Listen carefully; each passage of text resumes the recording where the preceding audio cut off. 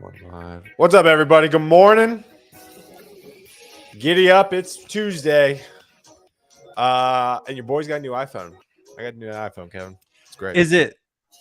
I mean, I have the 14. Is it as good as the 14? Right. Better than 14? All right. So here's the deal. All right. Here's the deal. I had the 11. Or no, I had the 13.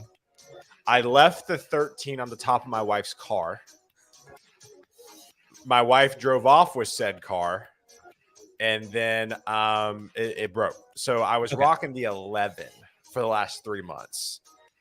The 15 is like a dang Cadillac. Yeah. So I had a 10 before I went to the 14. And now I'm on the 14. It's like, you know what? I'm probably just going to stick with the 14 for another everything I've read. So I've watched all the tech bloggers and yada, yada. I think it doesn't make sense. Wife's got the 14, and I just don't think it really matters. So, what's going on, y'all? Good morning. Talking some iPhone talk. I'm kind of curious. Drop it in the comments. I know I tell people to comment, to engage, to yada yada yada, but here's a good engagement thing. Tell us if you have the 15 iPhone. Do you like it? No, I tell you what. Let's keep it simple. Do you go max or do you go small phone? Kevin, what do you do? Do you go max? I have the just regular, the Pro. I didn't go max. Max, yeah. This is the first time ever I've gone max on the phone. First time ever. And so, highly recommend. So anyways, for those of you tuning in, good morning. We're just rambling here about cell phones. Welcome to Guidance Counselor 2.0. I see some names that I am unfamiliar with. Tuning in from Kevin's channel. So it's good to see y'all. I wanted to let y'all know what this show is, in case if you're wondering, if you're hanging out on Kevin's channel and you're like, what the heck is this? This is a podcast I started back in 2020 when COVID hit. I wanted a place to give back to the dev community. I was working with developers when everyone was getting laid off on COVID, when it was crazy. And I wanted a way to scale my conversations because at the time I was having all these conversations. I was like, there's got to be a better way to scale this. And so I started this podcast. 6 months to talking into the abyss. I talk about content creation a lot, about how the first 6 months to a year, no one's even going to pay attention to you. 6 months in, I started having people come on, ask me to come on the show. They came on the show. 3.5 years later, this thing has morphed into a really, really cool thing that I never would have expected. And so it's good to have y'all here. But I say, please comment. The question of the day. I need to come up with more question of the days, Kevin. I think we started something with this. Question of the day.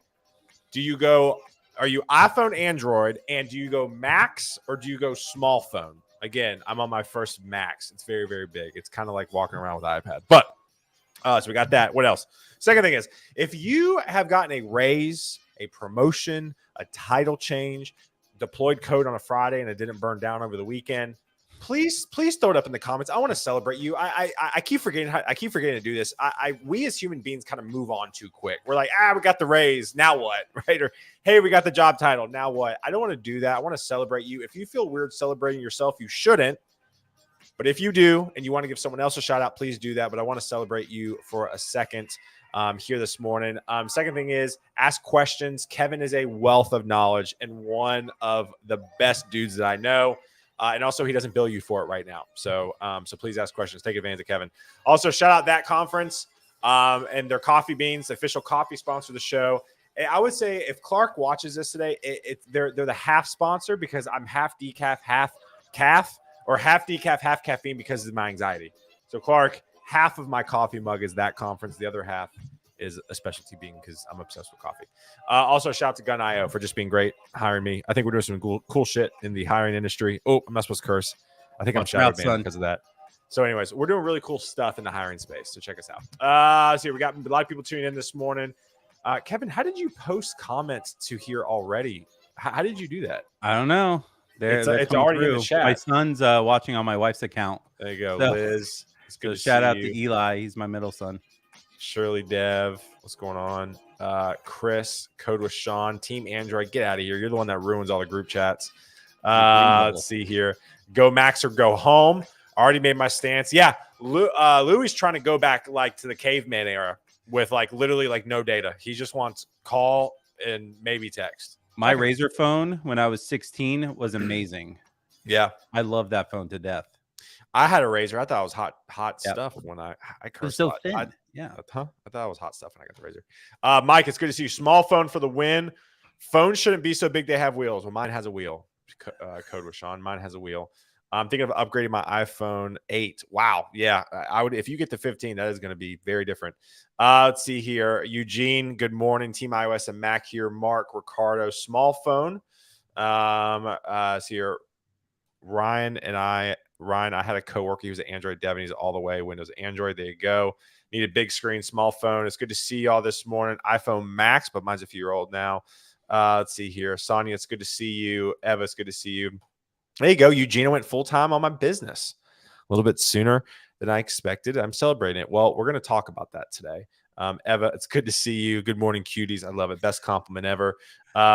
Bring back the suitcase mobile phone. Ain't no one got time for that, Steven. All right, Kevin, enough of me running my mouth, man. Who are you? What do you do? And we'll go from there. Hi. Well, I'm Kevin. I am an independent consultant, currently the acting CTO for a company called Shows on Sale. I'm general community guy, Microsoft MVP. I just love talking to people, teaching everything I know. And yeah, that's pretty much the brunt of it. And I'm the total imposter in imposter syndrome. I love it. I want to let's see here. Lewis, I see your question about the current tech market. We will get to that here soon, I promise. So Kevin, all right, so story time here. We're talking about headshots for a second, the importance of headshots. So Kevin, Kevin got on my radar a few years back, and the reason why Kevin got on my radar is because of his headshot. I saw this guy who looked so happy in his headshot. I was like, man, I got to hang out with this guy. And so I talk about all the time about networking prep. When you go to conferences, I think you really should create a small plan, who you want to meet, what sessions you want to go to, be intentional. And Kevin was on my list. I think it was KCDC in 2021, I think, right? It might have been. Yeah. Yeah. And so I was like, I got to meet Kevin. Found Kevin. I'm telling you, Kevin, I love you to death, man. You're one of the good ones. And so let's talk about the importance of headshots, Kevin. I mean, I'm sure you've had other people comment too, right? You're like, yeah, it's not just me. Yeah, I have 2 or 3 versions of that particular headshot. And the one I kind of fell on was the one where I'm the happiest. So I smile in all my headshots. And I think there's an art to a good headshot. And I found one that works really well. And as long as I don't go bald or completely gray, I'm probably going to stick with that headshot until I get a better one. Yeah. Just because it just works so well in everything that I do. Why do you? So Ryan says our happy headshots are great. Why do you think it's so important to have a good headshot? Kevin, Well, especially as a freelancer too, like yourself. It's your first impression to a lot of people. If, let's say, folks out there weren't watching this and this wasn't their first impression, they go to my Twitter, they go to my LinkedIn, they are probably going to look at the picture of me first. And in your picture needs to give you that first impression. It's like, all right, is this a happy person? Is this a sad person? Is this a corporate? I hate, if you're out there and you have the corporate headshot where it's you wearing a tie and you're looking straight at the camera and you're not allowed to smile. It's like DMV, where just look at the camera, don't make a face. And you might be coming off as a boring person, and show a little bit of your personality. And listen. If you're a boring person, that's okay. I'm kind of boring. I'm not going to lie. You can ask my wife, but it's incredibly important. I knew Kevin was going to be nice before I even met him. And that's the type of personality I want to give to people. If you come up to me in a conference, I will stop what I'm doing and talk to you. I want to give off that happy, approachable. I want to be approachable. That's the word. Yes, I love that. There are so many folks who are not approachable at conferences. Yeah. And I want to be approachable. I want folks to come talk to me. That feeds me during conference season. You want people to come talk to you. I want people to stay away from me. I'm just kidding. Kind of. All right. Eugene comes in here. Super important. You are your brand. If people can't see your headshot, then people will skip you. So this is a good conversation. This is a good starting point. Kevin, sorry. I need more coffee. Let's talk about what you're rolling out, because I think this is important to kind of go on our next subject about you are your brand and freelancing. So let's give a shout out to what you're doing. So drum roll, people, drum roll. I need sounds. You need a soundboard. Sounds on this podcast. Kevin, announce what's going on, man.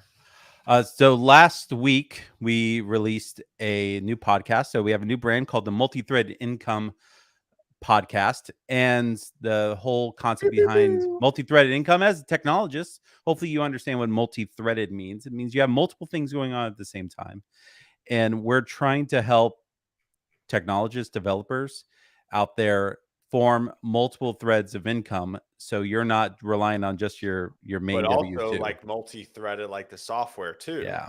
Aha. Yep. Aha. I mean, it worked so well, and the domain was really available. Well. It's amazing how well this stuff works. The domain was available. I'm like, someone obviously has come up with this in the past. No, we are the first. I love it. That's awesome. Talk about the OG story, right? I love OG stories, why people do what they do or they did. What made you start this, right? I mean, you've obviously been very active. You helped run Rev Conference out of Richmond for a while. You're a big community guy. I know I was able to speak at a virtual meetup with you a while back. What made you start this kind of new endeavor, this podcast endeavor? Well, so much of my career has been as an independent consultant, and there are points when you're independent where you don't know where your next paycheck is going to come from. Mm-hmm. That you're always on the lookout for having multiple lines of money. Mm-hmm. And for me, very early in my career, when I started consulting, I realized I needed to do something else. And I was friends with folks writing books and doing courses, and they convinced me to say, hey, Kevin, so 2012, I did a course, my first course. It was something Windows Azure. And I released it, and I was making money every quarter. It was great. And actually, I got my royalty statement for that course that has been out for over 10 years. I made a whole $1.16 on it. So I'm still making money on that course. Watch yourself, man. Don't go all spend that one spot now. So I'm saving up. Not enough yet to get the check. Like I have to earn $3-4 more to get the check written. Yeah. But I have not done anything on that course in 10 years. So but crazy. I'm still getting income from it. It's always the happy check that shows up. And so on top of consulting, doing these courses and starting to do things like multi-threaded income, I'm trying to just have multiple lines out in the income lake to try to figure out, all right, if my day job goes away for any reason, I have other things I can fall back on, other things I can double down on. Yeah. And those things have also made me a better developer because I'm constantly implementing new skills and technologies to keep that stuff going. And real quick, what was this link for again? Remind me. That is a link to our free 5-day challenge we're running on October 23rd.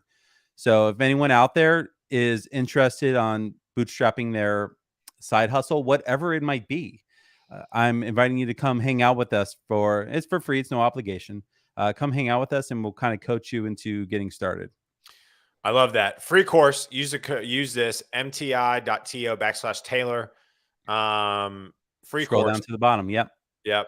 I would take advantage of it if I were you. So what made you jump into freelance, man? I mean, I think we may have talked about this at lunch recently, but what made you make that jump, and when did you decide you were ready? Because I think that's what people are just like, I think I'm ready, but I don't know if I'm ready.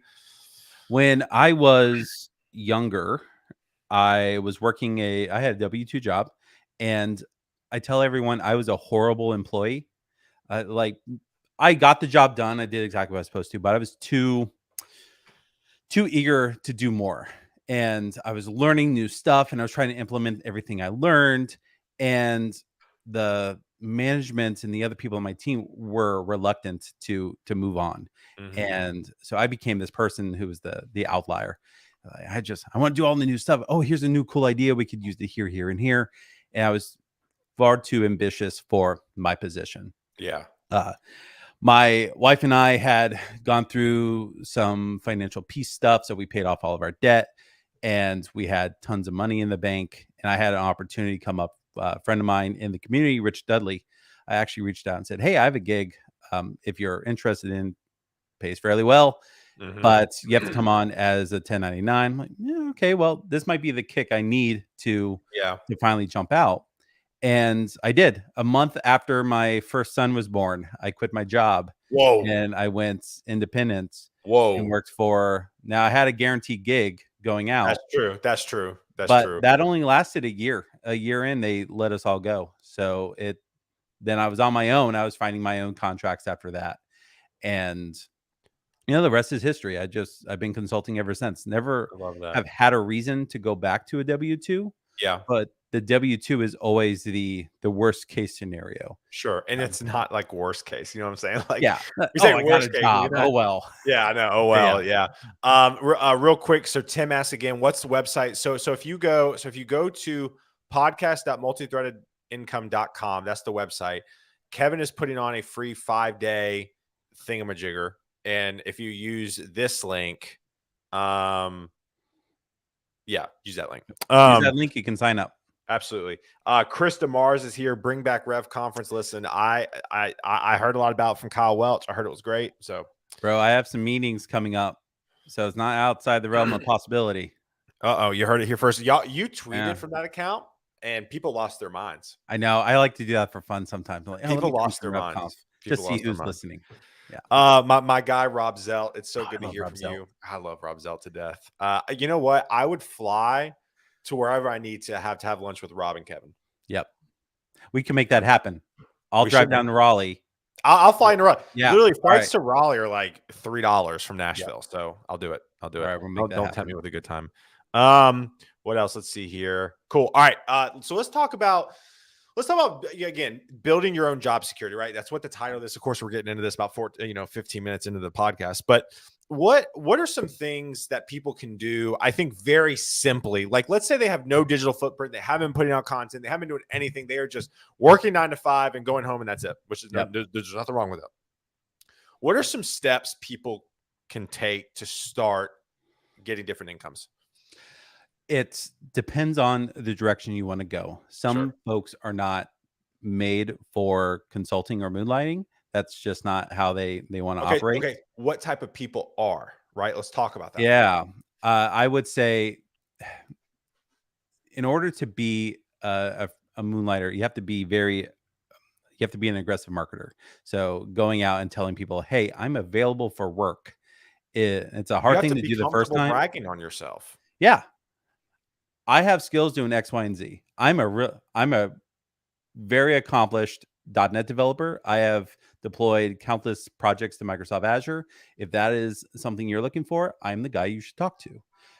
And 9 times out of 10, someone's always looking for those skills. But you have to tell people you're looking. You have to go on your LinkedIn and say, I'm looking for side gigs with this stack.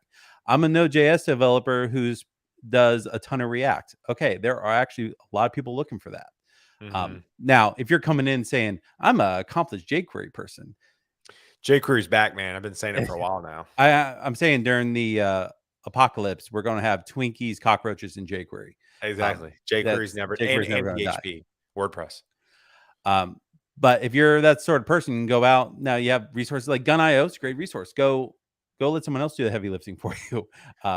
So I'm glad you worked that in, Kevin. So here, let me tell you more about Gun.io. No, I'm just kidding. But I really think, that's what's really cool. I love what we're doing. We have both part-time and full-time jobs, but if you ever wanted to kind of kickstart your freelancing, typically most people think freelancing and part-time work, you have to do it, you're on your own, which for the most part is true, but not with Gun. We kind of act as an in-between to help you get jobs when you don't have to go out on your own. So, yeah, it's cool. I like it. Talk about, so keep going on. So what motivated you, what can people do to get started with that? So you said it takes a type of person. We address that person. You got to be good at marketing. You got to be comfortable putting yourself out there and going for the ask. What are some other steps people can do to kind of get more income going? Another thing that I see a lot of folks doing is build a course, write a book. We're in the age of self-publishing. You don't have to go through a publisher anymore. If you want to write a book, go write a book on something that you're really knowledgeable about and put it out there on the internet. People will buy it. Now, your first book might not bring in 4 or 5 figures. It might bring in a couple $100. It may bring in 2 figures, which is okay. Yeah, might buy you a nice dinner or two. But now you have this thing in your back pocket. What I did with a lot of my early courses is I would use them during consulting engagements to say, oh, by the way, here's free access to a course I wrote on a subject. Yep. And it's this value add on top of the consulting work. Oh, here's Yeah. a several $100 valued course. Yep. And you just get it for free for your team because you're working with me. Yep. That's a great way to go. I think courses nowadays, everyone's dropping courses. It can be on little subjects. It can be on big subjects. My philosophy is teach everything you know. If you learn something new or you want to learn something new, figure out how to teach it in a way that makes sense. So I think, and I'm glad you brought that up, because I talked to my brother about, my brother has been kind of interested in giving conference talks a little bit. So we've kind of talked about that. And he was like, what do people like? And I said, I'm going to be honest with you, man. I've seen conference talks get so narrow on one topic and they talk for an hour on it and it's very well received. So can you encourage people or say some words of encouragement if they think they don't know a lot of things, how you don't really have to know a lot of things to start putting out content or start putting things out there? You'd be surprised how easy it is to fill up a 45-minute talk just on one little subject. I think a lot of folks, when they think about the daunting task of creating a conference talk, it's really about teaching one thing. And it's not even really teaching one thing. It's teaching 20% of one thing.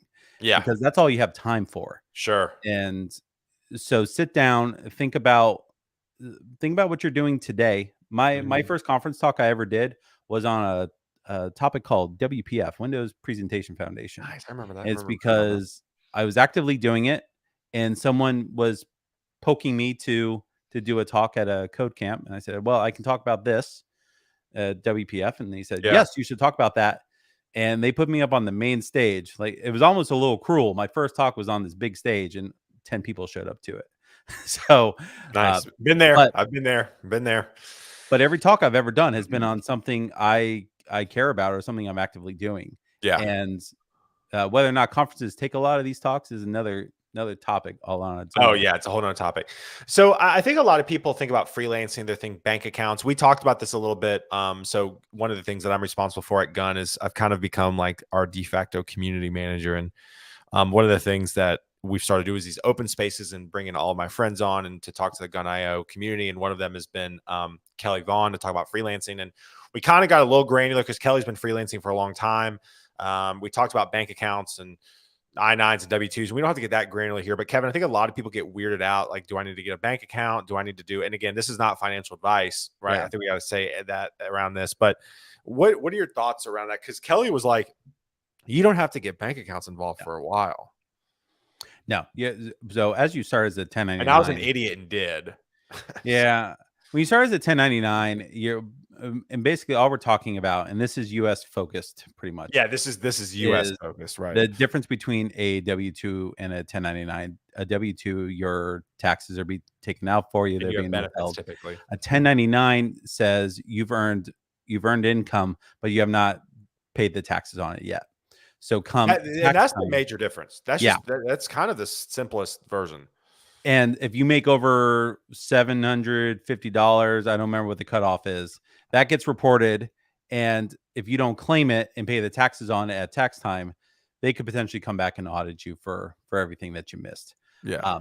Now, there is this point where when you're a 1099 personally, you're paying 15% more tax-wise than you would if you were going through haven't started a business. Mm-hmm. So I started my business right out of the gate because I knew I was going to be making salary level income, and I didn't want that to get taxed at a higher rate going through my personal taxes. So it all went through my business. Yeah. Now, everything I do goes through my business. All my courses go through my business. All my consulting goes through my business. And I also use my businesses for all the expenses as well. So that's a whole topic all on its own. But the goal there is I reduce my income by expensing, by buying stuff that I would normally buy for work. Anyway. So my wife does that too. She just bought a brand new MacBook because she needed it. And you know, that's another thing too. You want to kind of keep, what I've learned, again, I'm not a 1099, my wife is. That's what I've learned from her. You basically want to keep that delta as close to zero as you feasibly can. Yep.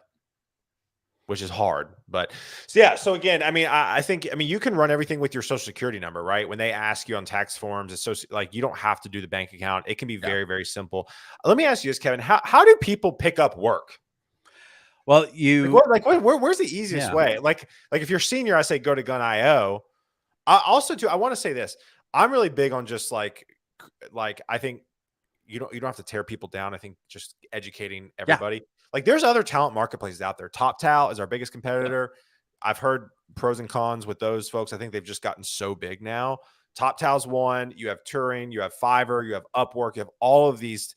If you are not familiar with the talent marketplace setting, I would look into that if I were you. So I would look into that. Any other thoughts? The episode we dropped today of the podcast, we're actually interviewing a gentleman who got a lot of his work from TopTal.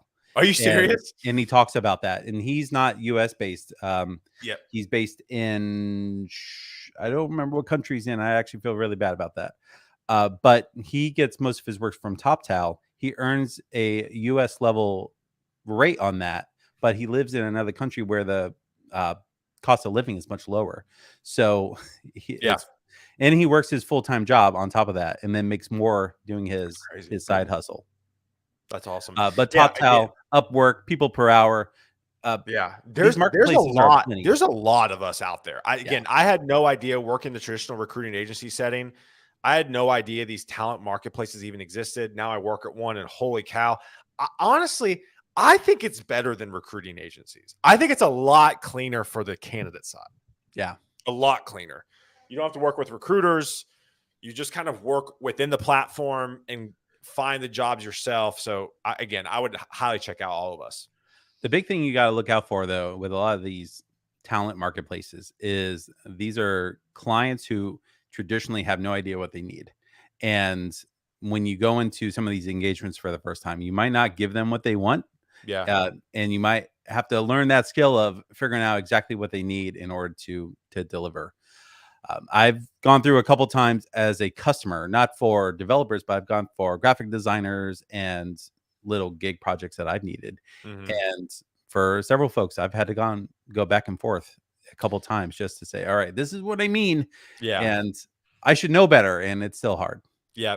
Eva brings up a great thing. Also, Eva, by the way, we were just messing with you with jQuery. That's kind of been my ongoing joke. I think I'm trying to get our CEO to create t-shirts gun branded that says jQuery's back. So jQuery is the only library that if you ask me right now to write a form that does something, I could write it in jQuery without looking at documentation. There you go. So it's so ingrained in the back of my head. Another question from Eva too. Okay, so question regarding talent marketplace. How do you combat the global race to the bottom? Okay, I've had this question a ton. I'm gonna tell you how we address it at Gun because that's all I know.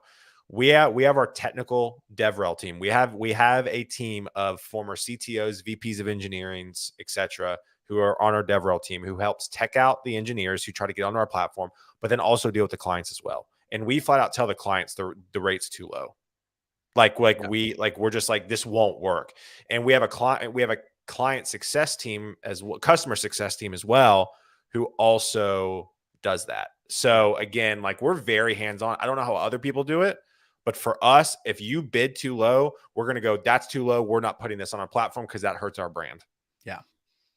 You also have a lot of competition with folks in, like I just said, countries that could accept a lower rate and it's still a higher cost than their cost of living is. Yeah. I don't have any good recommendation other than that. We get some European based roles and this pays substantially less, substantially, but it specifically says on our form, like they prefer European based individuals. So again, we try to do that, but it's hard, Eva. I mean, what we're trying to do, it's not easy at all. And I think we have a long way to go to improve on some things, but I think we're doing it relatively well. I think last time I was on the show, sorry to interrupt. I think last time I was on the show, we talked about making what's the difference between a freelancer and a consultant. Yeah. And the lower rate stuff is definitely freelancer moonlighter. Like you're getting small gigs at a small rate, but you can use a lot of that to build your skills. Yeah. And then eventually you make this jump to consultant, and consultant has a little bit more authority. Like you're coming in, you're assessing the situation, you're offering a direction, and you're probably doing the work to move in that direction. Mhm. And that's typically with customers who know what they want their outcome to be, but they don't know the process of getting there. Um, Most freelancing stuff is I just need someone to write a macro for a spreadsheet that does X, Y, and Z. Yep. In your competition today isn't even necessarily going to be other freelancers. It's going to be ChatGPT, and Ooh, interesting. that's a whole nother Interesting. discussion. That's a But I whole think that's nother where a lot of that stuff's going as well. I think we need to catch up more than just once a year, Kevin, because we've We had do, that's a whole yeah. nother discussion like 4 times already. Sorry, my bad. Mike comes in here. We're going to wrap up here soon. Try to be respectful of everybody's time. It's a grind, but if you want to do marketing websites and landing pages, local digital marketing agencies need developers. So, Mhm. yeah, I think this is a good spot. So, from a content creation side, my wife is really plugged in with a lot of marketing agencies from a photography perspective. I think this is a great tip from Mike. If you do want to start Kickstart, find some local agencies in your area. I actually love this from Mike. Thoughts on this? No, I think that's a great idea. You'll be surprised. Like, I've done a little bit of work for marketing agencies, Yeah. and they're the type of people, they know what they want it to look like in the end, but they don't know how to get there. Yep. And being that technical person, I came in and did a one-time gig, actually turned it into 4 years worth of work. There you go. And because I did one little gig, just do a good job and be nice and be responsive. It's not hard. Do Yeah, a good job yeah. and be nice. I'll get you a long way. There's Long, so long many way. people that flake Oh, halfway through a nuts. gig. Don't When be we were that trying to person, find a and you'll get nanny, more we work. had like 5 no call, no shows. Yeah. Stupid. Let's see here. Robert, it's good to see you. Karen, merch is coming, right? So I'm very excited.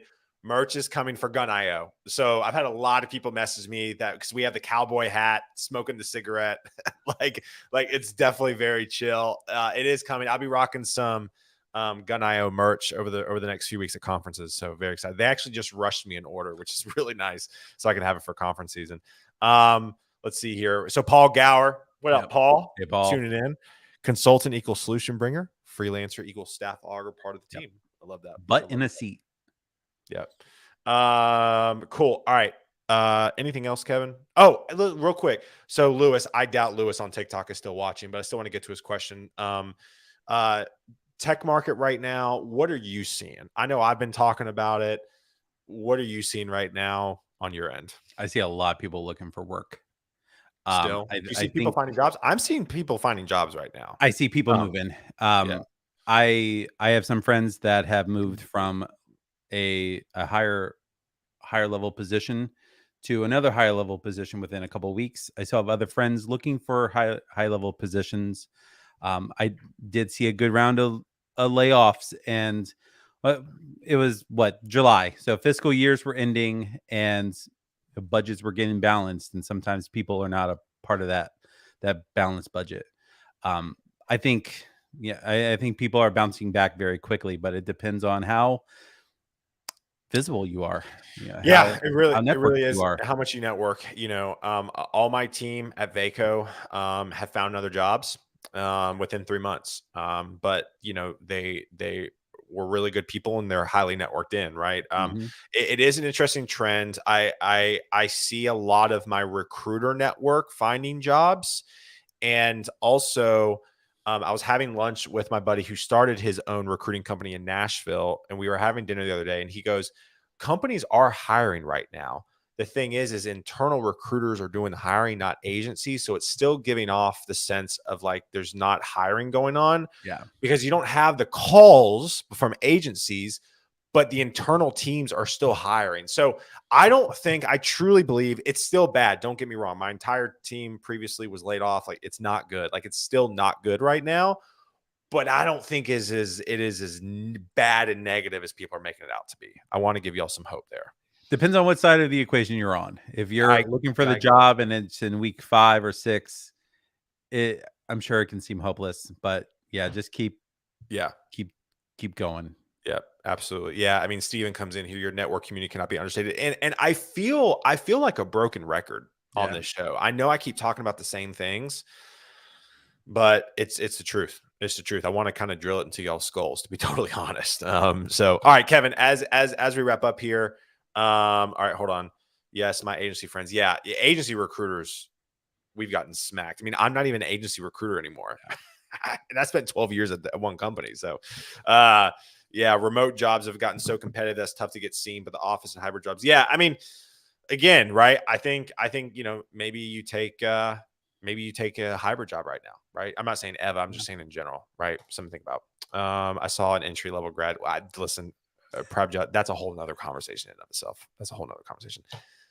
Kevin, last few questions to round out today. Thank you again for coming on, man. I appreciate Absolutely. I appreciate it. It's always a pleasure. it. First question. What do you do for fun outside of work? All right. So you see my name here. I have a little roller coaster. I'm an avid roller coaster fanatic. Are you really? I did not know that. I'm a card carrying member of the American Coaster Enthusiasts. One of my favorite things to do is ride roller coasters. So are you serious? Okay. All right. Here we go. Favorite roller coaster you've been on lately? All right. So my number one is my local park, Busch Gardens, Williamsburg. It's Paula's Chariot. I love it to death. I will ride, like, you could just leave me on it all day and I will be perfectly happy. What makes it so good? What makes it so good? It goes high, it goes fast, and it's a lot of airtime, and it's the most comfortable restraint system out there. Like it's like a lazy boy, and you're just flying through the air. It's 70 miles per hour. That's awesome. That's I awesome. love it to death. Steven just got back from Cedar Point. Some good coasters at Cedar Point. Really? Yeah. So the only one at Cedar Point I didn't get a chance to do last time I was there was Steel Vengeance, and I'm sad about that. I need to go back. Apollo's Chariot's the best. Look at this. I love Apollo's Chariot. Iron Gwazi front seat is my number 2. That's down in Busch Gardens, Tampa. Back seat is the worst ride I've ever been on. Front seat is amazing.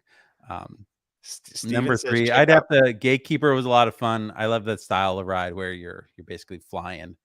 You're not actually sitting in the seat. You're laying in the restraints.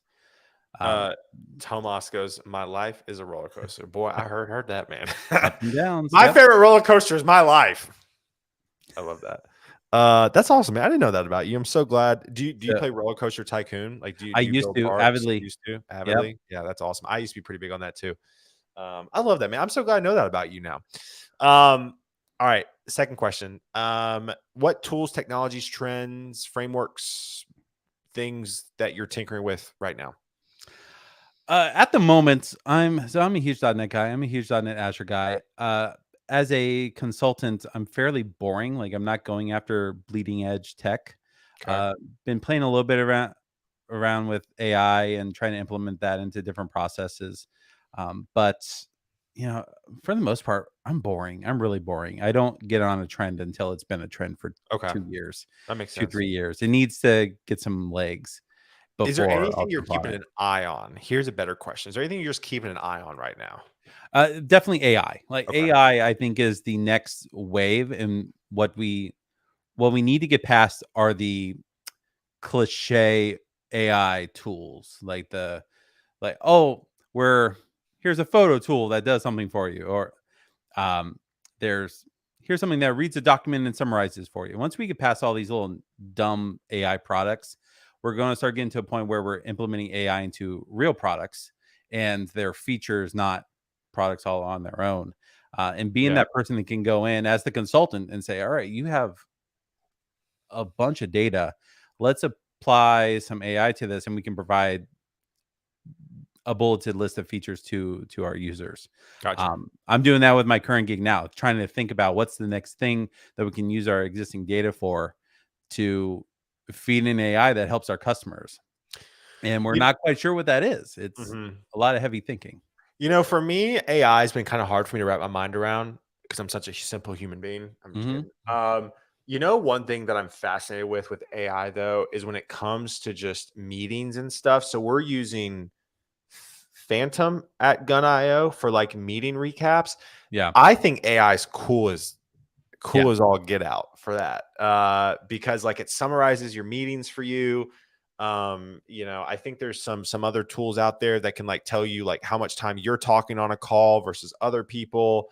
I think stuff like that is really, really cool. Yeah. At least right now. Like I think that's where it can really help. AI can really help. Yep. And it's getting better. Like AI 3 months ago was watered down from what AI is today.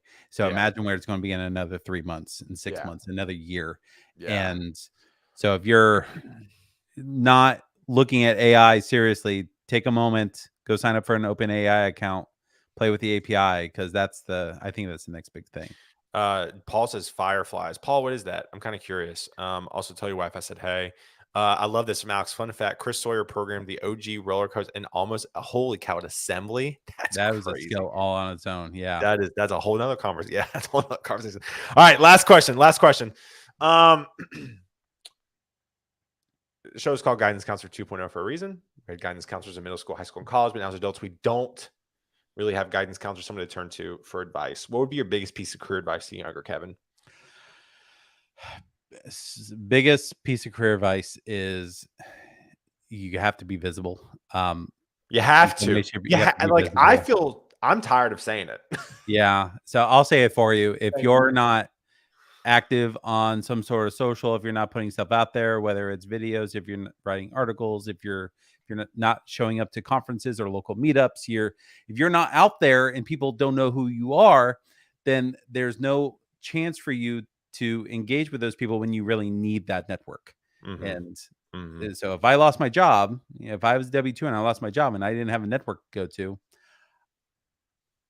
what's the digital equivalent of the one ads? Like that's what I would have to do to find work. And it's lucky I found my first job out of college and when I found my second job out of college, because back then I didn't have a network. I had people I went to school with. And for the most part, those people were useless. Like they were doing the same thing I was doing. Right. It's not like we could help each other. Right. And yeah. So now that my network is, I never want to test my network, but I like having my network there. Exactly. And I feel like if I went on LinkedIn right now and said, I need work, if you're looking for someone with XYZ skills, let's chat. Yeah. I'm pretty sure the community would rally around us and say, hey, Kevin's a good guy. Give him some love, hire him. We've seen multiple people in the community do exactly that. And my job, my job at Gun was through a fellow competitor recruiter in Nashville. He and I had lunch and he was like, I know somebody. 3 months later, I got the offer from Gun. So again, you just never know. You never know. And you have to keep doing it. You can't let it lapse. Yeah, you can't. You got to keep doing it. And again, Chris DeMars honestly is one of the best at it too, for real. Cool. All right, y'all. Well, that's it for today. I appreciate it. Hopefully, y'all enjoyed it. Tomorrow morning, I have Brian Morrison on the show. Brian Morrison is a developer educator at Planet Scale. I met him at that conference, so I don't know what we're gonna talk about because I never know what we're gonna talk about until the day of. But Brian's great. He's an awesome dude. So tune in tomorrow at 9:30 a.m. Central. Unicorn Finders Thursday. I have a CTO founder who started a calendar meeting app for middle managers to save time. So I'm excited about that one. Thursday's gonna be good. And then Friday I have Frank Bach. Frank is the former senior designer at Headspace, the meditation app. So I'm interviewing him Friday. Really, really excited about that. So appreciate y'all. Love y'all. Mean it. Have a good one. Kevin, stay on a second. Say bye to you. Y'all have a good one. Peace. Take care, all.